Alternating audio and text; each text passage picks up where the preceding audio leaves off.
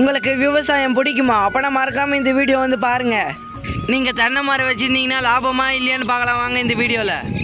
ஒரு தேங்காய் கன்று 50லேருந்து 80 வருஷம் வரைக்கும் உயிரோடு இருக்குங்க. இது பார்த்தீங்கன்னா 5 மாத கன்று இப்போ தான் குத்து சின்ன வளருது. ஒரு தென்னை மரம் எப்படி சாகுதுன்னு பார்த்தீங்கன்னா காண்டாமேருக்கு வந்துட்டு வேறு ஃபுல்லாக சாப்பிட்டே வந்துடும். அது மட்டும் இல்லை, மழை பெய்ய சொல்ல இடி வீழ்ச்சினாலும் ஒரு மரம் செத்துரும்.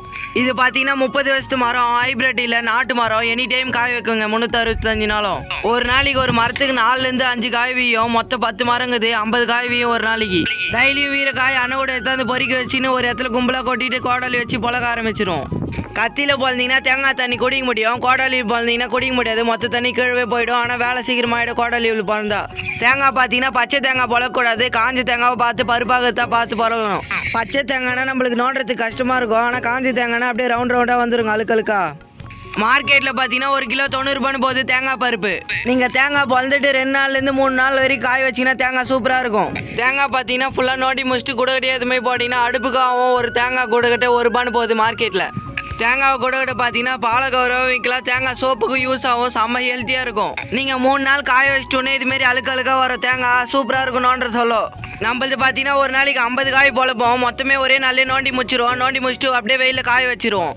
நோண்ட சொல்ல கூட உசாராக நோண்டணும், இன்னும் கையில் கத்தி பட்டுரும். அது மட்டும் இல்லை, நீங்கள் அழுக்க நோண்டிங்கன்னா ரேட் அதுக்கு அதிகமாக போகும். இந்த தேங்காய் ப்ராசஸ் பார்த்தீங்கன்னா நல்லா வெயில் நாளில் இது பண்ணுங்கள். மழை நாளில் பொழுந்தீங்கன்னா மொத்தம் அழுவி போய்டும் தேங்காய்லாம்.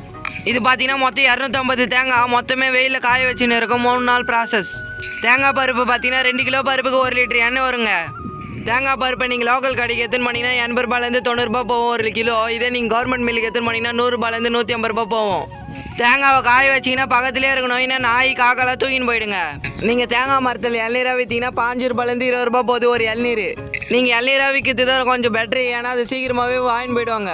நீங்கள் இதே செக் அடிக்க எடுத்துன்னு போனீங்கன்னா உங்களுக்கு வேலை அதிகமாக இருக்குங்க. 3 நாளைக்கு அப்புறம் சூப்பராக காஞ்சிச்சு தேங்காய்லாம். மொத்தமே அண்ணுக்குள்ள அழ ஆரம்பிச்சிட்டோம்.